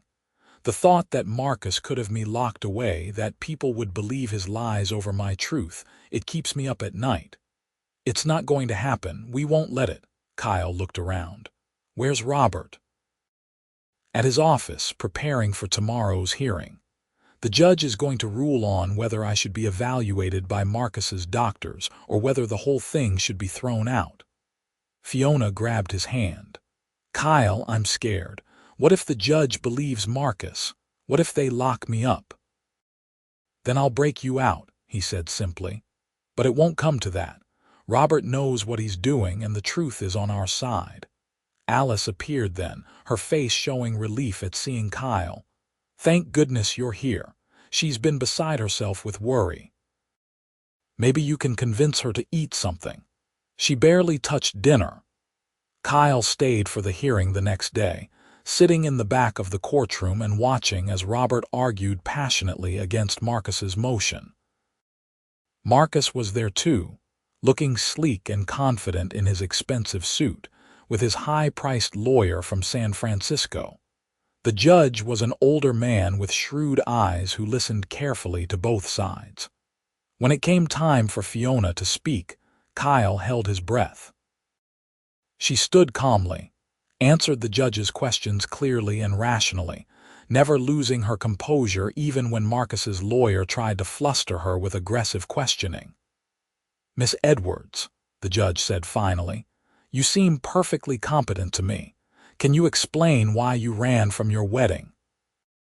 Fiona met the judge's eyes directly. "Your Honor, I ran because I believed Marcus Wellington would kill me. His 2 previous wives both died young under suspicious circumstances.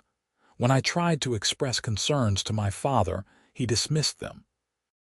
When I tried to back out of the engagement, Marcus became threatening. I felt I had no choice but to run, and I don't regret that decision. I would rather be alive and poor than dead and respectably married." The courtroom erupted in whispers. Marcus's face turned red and he started to stand, but his lawyer pushed him back into his seat. The judge banged his gavel for order. "Mr. Wellington, I'm going to deny your motion for psychiatric evaluation." Miss Edwards appears to be in full command of her faculties, and her concerns about her safety seem reasonable given the circumstances. He turned to Robert. "Mr. Miller, I'm going to set a trial date for 2 months from now to fully resolve the question of whether any valid contract exists. In the meantime, Miss Edwards is free to live as she chooses, and Mr. Wellington is to have no contact with her. Is that clear?" "Yes, Your Honor," Robert said quickly. Marcus's lawyer tried to object, but the judge shut him down. "I've made my ruling. Court is adjourned." Kyle felt like he could breathe again for the first time in hours. Fiona had won this round. She was safe for now, and the judge clearly didn't believe Marcus's story about her being insane. It was a major victory. Outside the courthouse, Kyle found Fiona surrounded by Robert and Alice, all of them talking excitedly about the hearing. When she saw him, she broke away and came to him. "Did you see? Did you hear what the judge said?" "I heard. You were brilliant in there, so calm and clear." He wanted to hug her, to swing her around in celebration, but there were too many people watching. Instead, he just smiled. "I'm proud of you. I couldn't have done it without all of you, without Robert's preparation, without knowing you were there supporting me." She lowered her voice. "Kyle, I know you need to get back to your ranch, but could you stay? Just for a few days. I've missed you so much." He should say no. He should maintain the distance Robert had recommended, should avoid giving Marcus any more ammunition. But looking at her hopeful face, feeling the weight of the past 2 months of separation, Kyle found he couldn't deny her. "I'll stay for a few days," he agreed. "We've earned a little celebration after today's victory." Those few days turned into a week, and it was the happiest week of Kyle's life despite the circumstances. He stayed at a boarding house to maintain propriety, but he spent his days with Fiona, walking through Santa Barbara, talking for hours, learning everything there was to know about each other. They visited the mission, walked along the beach, browsed the shops in town. Kyle bought her a book of poetry she admired, and she bought him a new hat to replace his battered one. They talked about everything and nothing, sharing dreams and fears and hopes for the future. One evening, as they sat on the beach watching the sunset, Fiona said, "Tell me about your ranch. Really tell me, what's it like living there?" Kyle thought about how to describe it. "It's quiet, peaceful. The work is hard but satisfying. In the morning, I wake up to the sound of birds and my rooster crowing. I make coffee, tend to the animals, work with the horses. The land is beautiful in its own way, harsh but honest. And the sky out there, Fiona, you've never seen such stars. On clear nights, it's like the whole universe is on display." "It sounds wonderful," she said softly. "Lonely but wonderful." "It has been lonely," he admitted. "But I always told myself it was enough, that I didn't need more than the land and the work. Now, though, after meeting you, after having someone to talk to and share meals with, the loneliness seems bigger somehow. Like I was lying to myself all along." She reached for his hand. "When this is over, when I'm free, could I come visit, see this ranch of yours?" "You can do more than visit if you want. You can stay." The words hung between them, heavy with meaning. "Are you asking me to live with you?" "I'm asking you to consider it as an option. Once everything is settled, once you've had time to build your own life and know your own mind." He turned to her. "But Fiona, I need to be clear about something. If you came to the ranch, it would be as my wife. I won't have you there under any other circumstances, won't risk your reputation like that. Your wife." She tested the words, and Kyle saw something like wonder in her face. "Are you proposing to me, Kyle Ironwood?" "Not yet. But I'm saying when the time is right, I will. And I hope you'll say yes." She was quiet for a long moment, watching the waves crash against the shore. "I spent so much of my life being told what I should do, who I should be. The thought of getting married terrified me because it felt like giving up my freedom. But with you, it doesn't feel that way. It feels like choosing a partner, someone to build a life with, someone who sees me as an equal. That's exactly what you'd be, my partner, my equal, my choice." Kyle squeezed her hand. "But I meant what I said before. You need time to be your own person first, time to know what you want separate from what you're running from." "I know what I want," Fiona said firmly. "I want a life where I'm free to make my own choices. I want work that matters, friends I trust, a home that's mine. And I want you, Kyle. Not because you saved me, but because of who you are. Because you make me laugh, because you challenge me, because when I'm with you, I feel like the best version of myself." Kyle felt his heart swell almost painfully in his chest. "When this trial is over, when you're legally free and clear, I'm going to court you properly. Flowers, picnics, the whole thing. And then I'm going to ask you to marry me, and I'm hoping like hell you'll say yes." "I'll say yes," she whispered. "I already know I'll say yes." He kissed her then, properly this time, not the brief, desperate kiss in the garden, but a real kiss, slow and deep and full of promise. When they finally pulled apart, both breathing hard, the sun had fully set and stars were beginning to appear in the darkening sky. The next day, Kyle reluctantly prepared to return to his ranch. He had been gone too long already, and Sam couldn't manage everything alone forever. But leaving Fiona felt harder this time, knowing what they had promised each other, knowing that month still stretched between now and when they could truly be together. "I'll write every week," Fiona promised as they said goodbye at Robert and Alice's house. "And I'll count the days until the trial." 2 months, Kyle said, "and then this will all be over and you'll be free." He rode home with hope in his heart and plans forming in his mind. 2 months to get the ranch in order, to prepare for the possibility of bringing a bride home. 2 months to wait and hope and pray that the judge would rule in Fiona's favor. The letters continued, back and forth across the miles.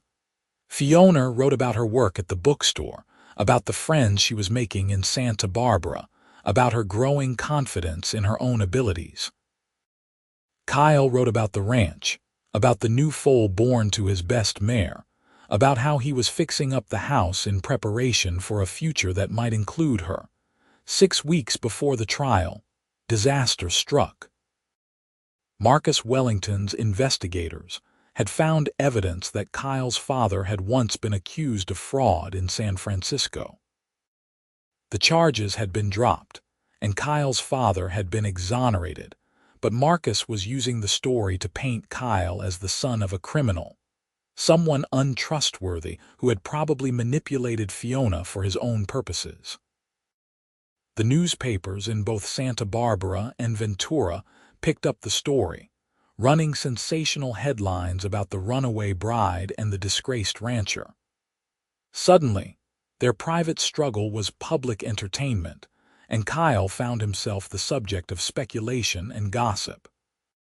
He rode back to Santa Barbara to meet with Robert and reassure Fiona. He found her furious, pacing Robert's office like a caged animal. "They're lying," she said as soon as she saw him. "Taking an old story that was proven false and twisting it to make you look bad. It's not fair." "Life's not fair," Kyle said wearily. "But we knew this would get ugly. Marcus isn't going to make this easy." Robert looked troubled. "The timing is bad.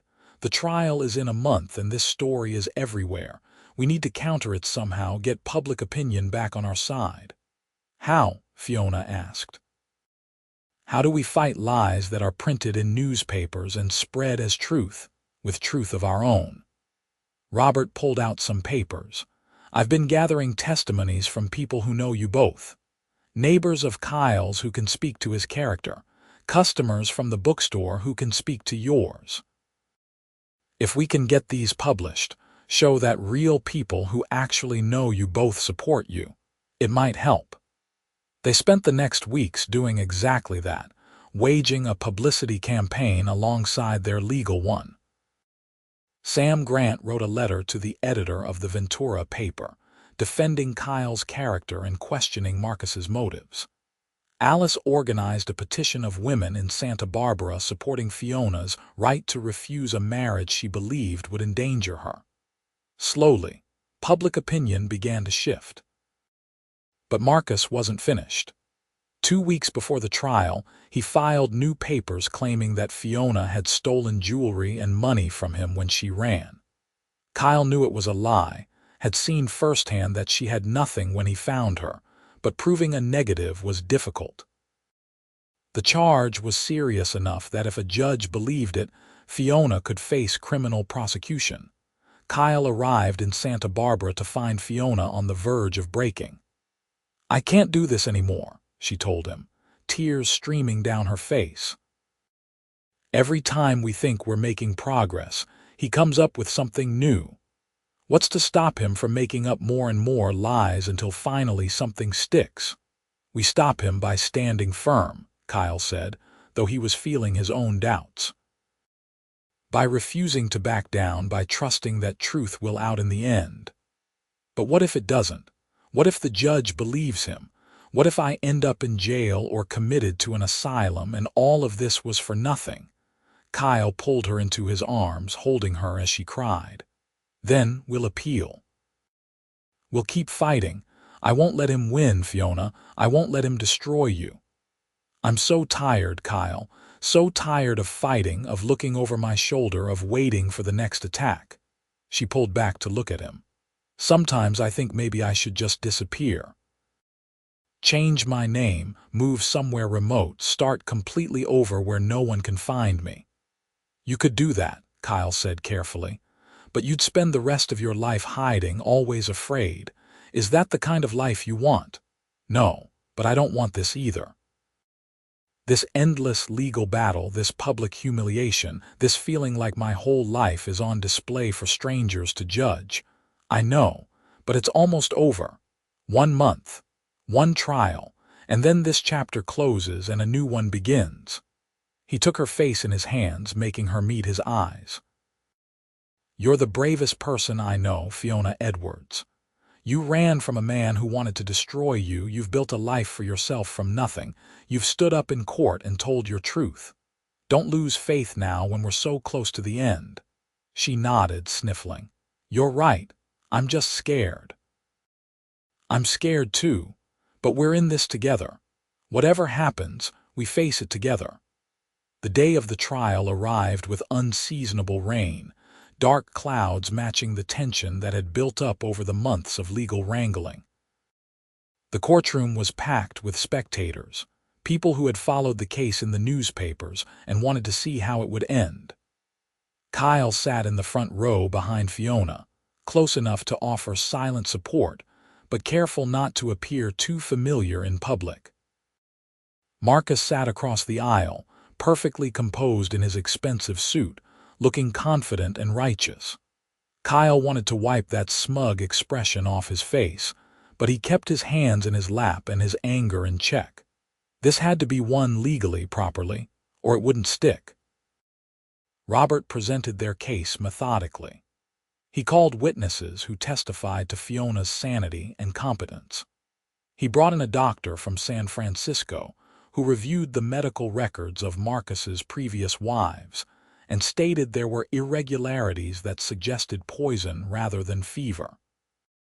He produced evidence that the supposed contract between Fiona's father and Marcus had been signed under duress, after Marcus threatened to foreclose on a business loan. Marcus's lawyer countered with his own witnesses, character assassinations, and legal arguments. He painted Fiona as a spoiled girl who had run away rather than face adult responsibilities. He implied Kyle was a fortune hunter who had manipulated her for his own gain. He suggested that Fiona's refusal to honor her father's arrangement showed a fundamental lack of moral character. The trial lasted 3 days, and by the end, everyone was exhausted. The judge took the matter under advisement, saying he would issue his ruling within a week. Kyle stayed in Santa Barbara, unwilling to be far from Fiona as they waited for the decision that would determine her future. Those 7 days were the longest of Kyle's life. He and Fiona walked for hours, talking about everything except the trial, trying to distract themselves from the waiting. They made plans for a future that might not come to pass, talked about the ranch and what improvements they would make, debated the merits of different horse breeds and whether they should plant an orchard. On the 7th day, word came that the judge had reached a decision. They gathered at the courthouse with Robert, Alice, Sam, who had ridden down for the verdict, and a courtroom full of spectators. Kyle reached for Fiona's hand as the judge entered, and she gripped it tightly. The judge looked stern as he began to read his decision. I have considered all the evidence presented in this matter, and I have considered the arguments of both counsel. This case has raised important questions about individual liberty, the nature of contracts, and the rights of women to determine their own futures. Kyle felt his heart pounding so hard he could barely hear the judge's words. After careful consideration, I find that no valid contract exists that would compel Miss Fiona Edwards to marry Marcus Wellington. The supposed agreement was signed under financial duress, and furthermore, even if it were valid, it would be unconscionable for any court to force a woman into a marriage she believes would endanger her life. Relief flooded through Kyle, but the judge wasn't finished. I also find that the allegations of theft and mental incompetence brought by Mr. Wellington are without merit and appear to be retaliatory in nature. Miss Edwards has demonstrated herself to be a rational, capable adult, and I see no reason why she should not be free to live her life as she chooses. Fiona's hand was shaking in Kyle's, and he could hear her trying not to cry. However, I must address the allegations against Mr. Ironwood. While I find no evidence that he kidnapped Miss Edwards or manipulated her in any way, I must caution both parties that their relationship has given rise to speculation that is harmful to both their reputations. I would advise them to conduct themselves with propriety going forward.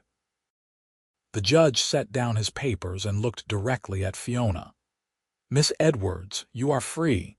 The court finds no legal obligation binding you to Mr. Wellington.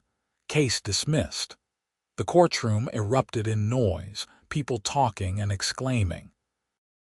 Fiona turned to Kyle, and he saw tears streaming down her face, but these were tears of relief and joy. She threw her arms around him, and he held her tight, not caring who saw or what they thought. "It's over," she whispered. "It's really over. I'm free." "You're free," he confirmed, his own voice rough with emotion. Robert was shaking his hand, Alice was hugging Fiona. Sam was clapping them both on the back. Across the aisle, Marcus sat frozen, his face white with fury. As they filed out of the courtroom, Marcus's voice cut through the celebration. "This isn't over, Edwards. You've humiliated me, cost me a fortune in legal fees, dragged my name through the mud. You'll pay for this." Kyle turned, placing himself between Marcus and Fiona. "It is over. The judge ruled. You lost. Now I suggest you go back to Ventura and leave Miss Edwards alone, or I'll be filing harassment charges." Marcus's face turned purple, but his lawyer grabbed his arm and pulled him away, whispering urgently. Kyle watched them leave, making sure Marcus was really gone before he relaxed. "Do you think he'll keep coming after me?" Fiona asked quietly, not legally. "He's out of options there, but I think Robert was right to warn us. A man like Marcus doesn't take defeat well." Kyle looked down at her. "Which is why you shouldn't be alone for a while. You should stay with Alice, or better yet, come to the ranch where I can keep an eye on you." She smiled up at him, the first genuine, unguarded smile he had seen in months. "Is that an invitation, Mr. Ironwood? It's common sense. Besides, you said you wanted to see the ranch." He paused. "And I did promise to court you properly once the trial was over." "So you did." She looped her arm through his. "Well then, I suppose I should pack my things." A week later, Kyle drove his wagon up to Robert and Alice's house to collect Fiona and her belongings. She didn't have much, just the clothes they had bought, some books, and a few personal items. But it was all hers, earned and chosen by her, and that seemed to mean more than any amount of fancy dresses or jewelry ever had. Alice cried as she hugged Fiona goodbye. "You write to me, you hear? And if you need anything, anything at all, you send word." "I will. Thank you for everything, Alice. You gave me a home when I had nothing. I'll never forget that." The ride back to the ranch took 2 days, and they were the best 2 days of Kyle's life. They traveled slowly, stopping to admire views, talking and laughing and simply enjoying each other's company without the weight of the trial hanging over them. Fiona told him stories about her childhood, about the books she had read and the dreams she had harbored. Kyle told her about his plans for the ranch, about the life he wanted to build there. On the second night, as they camped under the stars, Kyle spread out blankets and built a fire. They sat close together, watching the flames, and Kyle found himself thinking about the future for the first time in months with real hope instead of just wishful thinking. "Fiona," he said, taking her hand, "I know I said I'd court you properly, take my time, do everything right. But I've been thinking that maybe life's too short and uncertain to wait for perfect timing." She turned to look at him, the firelight dancing in her green eyes. "What are you saying?" Kyle reached into his pocket and pulled out a ring, simple gold with a small green stone that had reminded him of her eyes. "I'm saying that I love you. I'm saying that I've loved you since the day I found you in that canyon, stubborn and brave and determined to choose your own path. I'm saying that I want to build a life with you, partner with you, grow old with you. So Fiona Edwards, will you marry me?" She looked at the ring, then up at his face, and he saw joy mixed with tears. "Yes. Yes, of course, yes. I love you too, Kyle. I think I started falling for you the moment you offered me water in the canyon and didn't demand anything in return." He slipped the ring on her finger and it fit perfectly. Then he kissed her, a kiss full of promise and hope and love, a kiss that said everything words couldn't capture. When they finally pulled apart, both were breathing hard and grinning like fools. "When?" Fiona asked. "When should we get married?" "As soon as possible. I want everyone to know you're mine, that you chose me freely and happily. I want to wake up every morning knowing you'll be there, that we're building this life together." "Then yes, as soon as possible," she laughed. "Though I don't have a dress or really anything suitable for a wedding. You could wear a potato sack for all I care. Though I suppose Alice would never forgive me if we got married without inviting her, and she'll insist on helping you find a proper dress. Then we'll have to go back to Santa Barbara, at least for a day or two." Fiona kissed him again. "But then we come back here to the ranch and start our real life together." "Our real life," Kyle repeated, liking the sound of it. "Together." They were married 3 weeks later in a small church in Santa Barbara, with Robert and Alice standing as witnesses and Sam giving Fiona away since her own father had disowned her when she won the trial. Fiona wore a simple cream-colored dress, nothing like the elaborate white silk of her first attempted wedding, and she carried wildflowers instead of hothouse roses. But she had never looked more beautiful to Kyle than she did walking down that aisle toward him with a smile of pure joy on her face. The ceremony was brief and heartfelt. When the preacher asked if anyone objected, Kyle half expected Marcus Wellington to burst through the doors, but the moment passed without incident. And when the preacher finally said they were husband and wife, Kyle kissed his bride thoroughly, not caring that they were in a church or that people were watching. This was his wife, his choice, his partner, and he wanted the whole world to know how happy that made him. They had a small celebration at Robert and Alice's house, with cake and dancing and toasts to the happy couple. Sam made a speech about young love and second chances that had everyone laughing and crying in equal measure.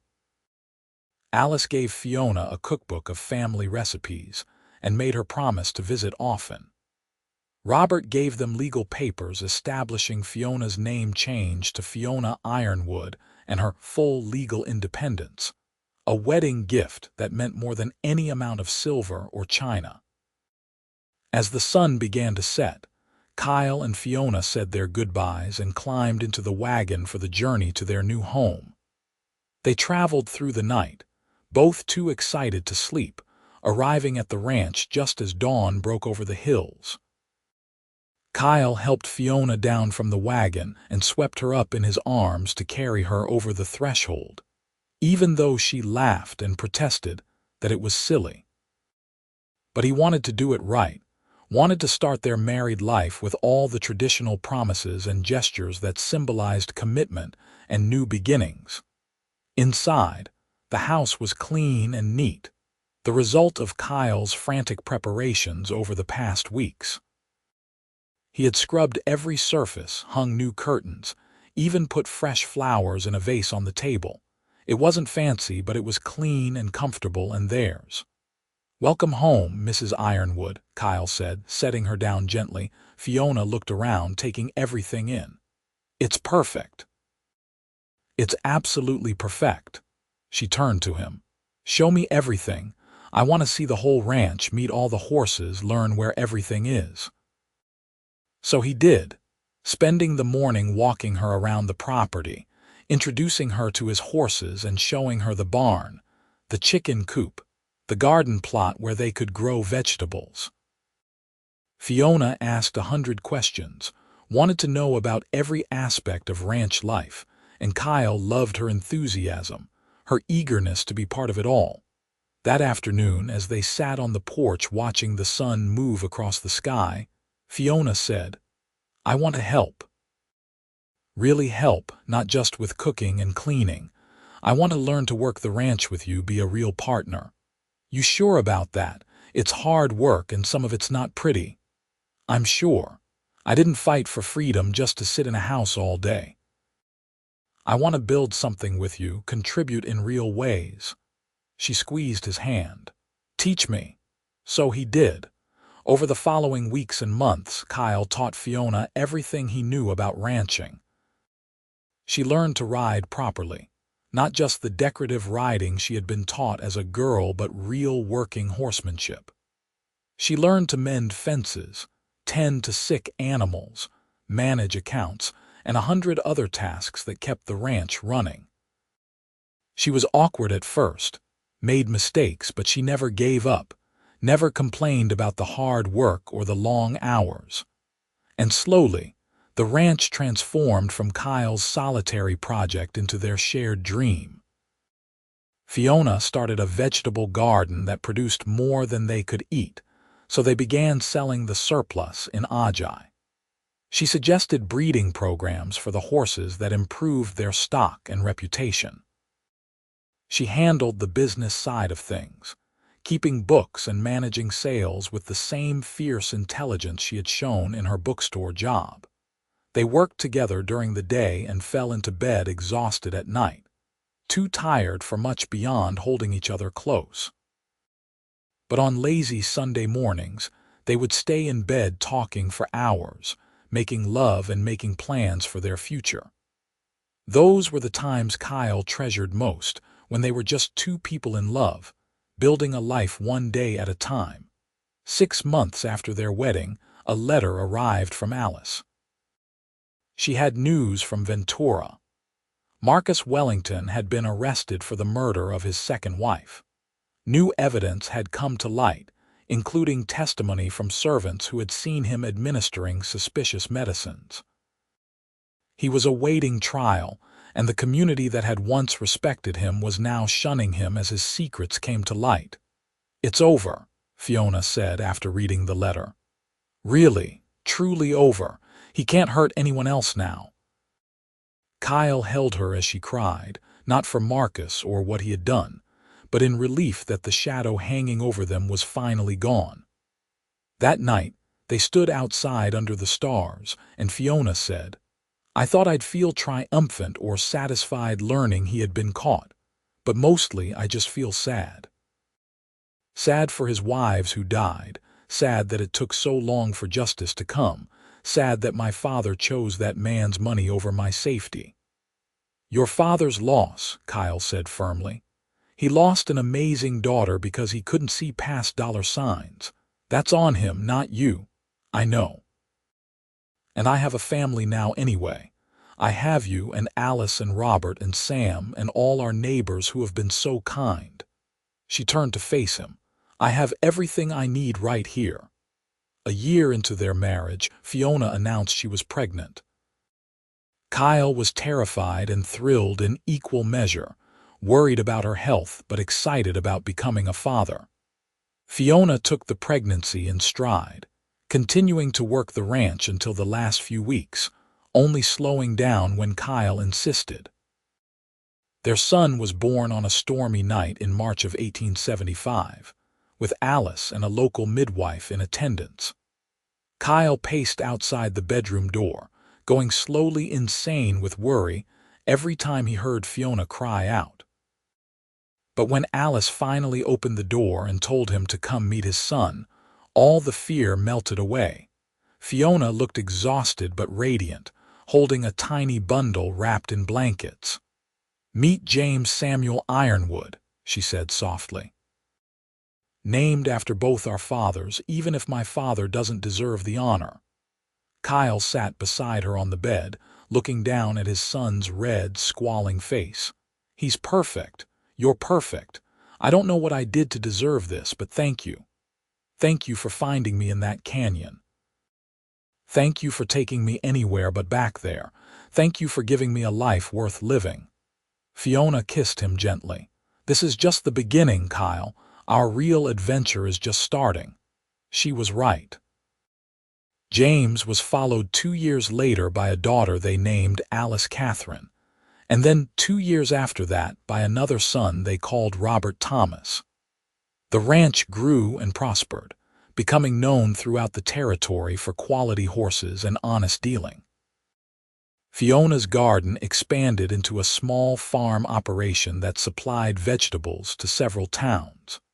They built an addition onto the house to accommodate their growing family, and the rooms that had once echoed with loneliness now rang with children's laughter. On their 10th wedding anniversary, Kyle and Fiona sat on their porch watching their children play in the yard. James was 8 now, already showing promise with the horses. Alice was 6, fearless and clever, her mother's daughter through and through. Robert was 4, sweet-natured and thoughtful, content to spend hours watching ants march across the ground. "Do you ever think about what would have happened if I hadn't run?" Fiona asked. "If I had gone through with marrying Marcus, you'd be dead," Kyle said bluntly. "And I'd be alone, never knowing what I was missing. I think about it sometimes, how close I came to a completely different life, how one moment of courage in that church changed everything." She leaned her head on his shoulder. "I was so terrified that day, running in that dress with no plan and no destination. But it brought me to you, so I can't regret it. I thank God for your courage every single day. You saved yourself, Fiona. I just happened to be there to help. You were more than help. You were hope when I had none. You were kindness when I expected cruelty. You were everything I didn't know I needed." She looked up at him. "I love you, Kyle Ironwood, more now than I did the day we married, and I'll love you more tomorrow than I do today." He kissed her then, a kiss of partnership and passion and deep, abiding love. "I'll take you anywhere, Fiona Ironwood, anywhere in the world you want to go." "I don't want to go anywhere," she said, smiling. "I'm already exactly where I want to be." The years continued to roll by, bringing changes and challenges. They lost Sam to old age when James was 12, and they mourned the old rancher who had helped them when they needed it most. They weathered droughts and hard winters, celebrated when their eldest decided to become a doctor instead of a rancher, supported their daughter when she insisted on learning to break horses, despite it being unladylike. They watched their youngest grow into a thoughtful young man who loved the ranch as much as Kyle did. They added more rooms to the house as grandchildren started to arrive, first from James, who married a teacher from Santa Barbara, then from Alice, who married a rancher's son from the next valley over. Robert, true to his thoughtful nature, took longer to settle, but eventually married a widow with 2 children and brought them all to live near the main ranch. Through it all, Kyle and Fiona remained partners in every sense of the word. They still worked the ranch together, though they hired help for the heavier tasks as they aged. They still sat on the porch in the evenings, talking about their day and making plans for tomorrow. They still looked at each other with love and gratitude for the life they had built from such desperate beginnings. On their 30th wedding anniversary, their children organized a celebration that brought together everyone from their corner of California. The house overflowed with family and friends, all there to honor the couple who had become legendary in their own small way, the runaway bride and the cowboy who had helped her find freedom. Robert Miller, now gray-haired but still sharp, gave a speech about justice and courage. Alice, Sam's daughter, told stories about the frightened young woman who had arrived at her door and the strong woman she had become. Their children shared memories, some funny, some touching, all of them painting a picture of a marriage built on mutual respect and deep love. When it was Kyle's turn to speak, he stood with Fiona beside him and said simply, "30 years ago, I found a woman in a canyon who was brave enough to run toward an uncertain future rather than accept a certain death. I promised her I'd take her anywhere but back there, and she trusted me enough to believe it. Every day since has been a gift, a testament to her courage and the grace that brought us together. I love you, Fiona Ironwood, and I'd make the same promise today that I made then. I'll take you anywhere, as long as we're together." There wasn't a dry eye in the house by the time he finished. Fiona stood and kissed him, and their children and grandchildren cheered, and Kyle thought about how lucky he was to have lived this life, to have found this woman, to have built this family from nothing but courage and hope. That night, after everyone had gone home or to bed, Kyle and Fiona walked out to their favorite spot on the property, a small rise that overlooked the ranch. The moon was full, casting silver light over everything they had built together. 30 years, Fiona said softly. Sometimes it feels like yesterday I was stumbling through that canyon in my wedding dress. Other times, it feels like a lifetime ago, like that scared girl was a completely different person. She was and she wasn't. You're still that brave woman who chose freedom over fear. You just don't have to run anymore. No, I don't. I found my home, I found my family, I found my purpose." She turned to him. "I found you, and that was the greatest gift of all." Kyle wrapped his arms around her, holding her close as they looked out over their land, their legacy, their life together. Somewhere in the distance, a coyote howled, and closer in, they could hear one of their horses whinnying softly. The wind rustled through the oak trees and the stars wheeled overhead in their ancient patterns. "You have any regrets?" Kyle asked. "Anything you wish you'd done differently?" Fiona was quiet for a long moment, considering. "No," she finally said. "Not a single one. Every choice, every challenge, every moment of fear or doubt, it all led here. To you, to this life, to this family. How could I regret the path that brought me home?" They stood there together until the moon began to set.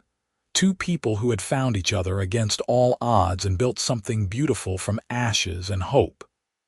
Their children were grown, their grandchildren thriving, their ranch prosperous and respected. They had lived to see Marcus Wellington imprisoned for his crimes, had celebrated when Fiona's brother Thomas finally returned from China and met his nephews and niece for the first time, had weathered every storm life threw at them because they weathered it together. Kyle thought about the younger version of himself, the man who had been content with his solitary life on the ranch, who had thought he didn't need more than hard work and open sky. How wrong he had been. How empty that life seemed now compared to the richness of what he had with Fiona. "What are you thinking about?" Fiona asked, feeling him tense with emotion. "Just grateful," he said simply. "Grateful I rode through that canyon that day, grateful you trusted me, grateful for every moment we've had together." "Me too," she whispered. "Every single moment." They walked back to the house hand in hand, the way they had walked together for 3 decades, partners in work and life and love. Inside, their home was quiet now, their grandchildren asleep in various rooms, their own children settled with their spouses. It was their house, but it was also a home filled with love and laughter and legacy. Years continued to pass, bringing more grandchildren and eventually great-grandchildren. Kyle and Fiona grew old together, their hair turning white, their steps slowing, but their love never diminishing. They sat on their porch in matching rocking chairs, holding hands and watching their family grow and flourish around them. James became a respected doctor in San Francisco but visited often, bringing his 4 children to learn ranch life from their grandparents. Alice ran her own ranch with her husband, raising 5 strong children who were as fearless as their mother. Robert eventually took over the day-to-day operations of the ranch, proving to be a natural leader and expanding the operation while maintaining his father's values of honesty and fair dealing. On a warm summer evening when Kyle was 72 and Fiona was 70, they sat together watching the sunset paint the sky gold and red. Their children and grandchildren were scattered across the property, voices carrying on the evening air, the sound of family and continuity and life moving forward. "I need to tell you something," Kyle said suddenly. Fiona looked at him with concern. "What is it? Are you unwell?" "No, nothing like that. I just realized I never properly thanked you. Thanked me." "For what?" "For choosing me. For trusting me when you had no reason to. For building this life with me. For being the best partner, the best wife, the best mother to our children that anyone could ask for." His voice grew rough with emotion. "You made my life mean something, Fiona. Before you, I was just existing. After you, I was living. Really living." She squeezed his hand, tears running down her weathered cheeks. "You gave me the same gift. You gave me freedom to choose, and I chose you. Every day I chose you, and I'd do it all over again in a heartbeat. Even the running, even the fear and the trial and all the hardship, especially that. Because it taught me what I was capable of. It showed me I was stronger than I knew. And it brought me to the man who would stand beside me through everything that came after." She leaned her head on his shoulder, the way she had 1,000 times before. "I love you, Kyle Ironwood. From that first day in the canyon until my last breath, I will always love you. And I love you, Fiona. Always have, always will." They sat together as the sun sank below the horizon and the first stars began to appear. Around them, their family continued to laugh and talk and live. The legacy of one brave woman's choice to run toward freedom and one good man's choice to help her find it. They had built something that would outlast them both. A family rooted in love and courage, and the simple belief that everyone deserved the freedom to choose their own path.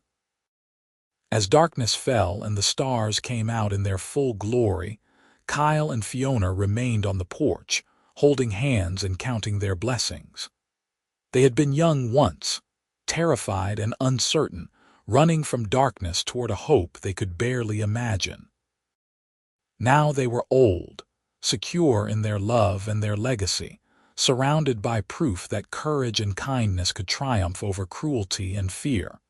It was everything they had hoped for and more than they had dared to dream. A life built from ashes. A love born in desperation that had grown into something eternal. A family that would carry their story forward, telling their children and grandchildren about the runaway bride and the cowboy who had promised to take her anywhere but back there, and had instead taken her home. That promise, made in a canyon 47 years ago, had been kept in every way that mattered. Kyle had taken Fiona anywhere she wanted to go, and together they had found their way to exactly where they needed to be. Home, in each other's arms, surrounded by love and legacy, and a lifetime of memories that proved even the darkest beginning could lead to the brightest ending. As they finally rose to go inside, their hands still clasped together, they looked back one last time at the land they had built their life on. Tomorrow would bring new challenges, new joys, new chapters in the ongoing story of their family. But tonight, they had this moment, this perfect evening, this profound gratitude for the journey that had brought them from that dusty canyon to this peaceful porch. And in the end, that was enough. More than enough. It was everything.